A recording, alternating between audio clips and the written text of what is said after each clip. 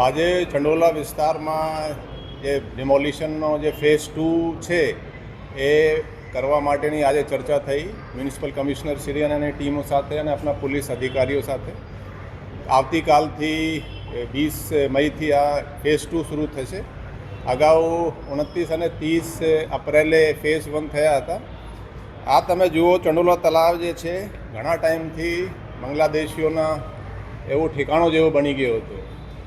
આ તમે ચાલુ વર્ષમાં જુઓ, 2025 में कुछ 250 बांग्लादेशी अपने अहमदाबाद પોલીસે પકડ્યા છે. એ પૈકી 207 ચંડોલા તળાવ એરિયામાંથી જ પકડાના છે. આથી પહેલાં પણ પકડાતા હતા 10-20 ચંડોલા તળાવ એરિયામાંથી.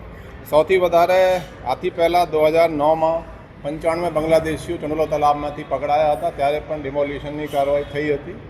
આ વખતે પણ ફેઝ 1 થઈ ગયા છે. ફેઝ 2 જે છે એ હવે આખા ચંડોલા તળાવને જે એરિયા છે એને તળાવને સાફ કરવા માટેનો આવતીકાલથી બધા આયોજન થઈ ગયા છે. અને આવું જણાવવા માગું છું કે જે સુપ્રીમ કોર્ટના જે રૂલિંગ છે, જે ઓર્ડર છે કે જે તળાવ એરિયા છે એને તો કોઈ પણ સંજોગોમાં એન્ક્રોચ કરી શકાય નહીં. અમુક લાસ્ટ ટાઈમ પણ હાઈકોર્ટમાં અમુક લોકોએ એપ્રોચ કર્યા હતા. એ પણ સ્પષ્ટપણે હાઈકોર્ટે કોઈ રિલીફ આપ્યા નથી, કેમ કે તળાવમાં તો પરમિસિબલ છે જ નહીં. આની માટે આપણે એક જોઈન્ટ કમિશનર, એક એડિશનલ કમિશનર, 6 ડીસીપી અને કુલ બીજા પીઆઈ, એસીપી મળાવી, કોન્સ્ટેબલ મળાવીને લગભગ 3000 પોલીસના આપણે ઉપયોગ કરવાના છીએ.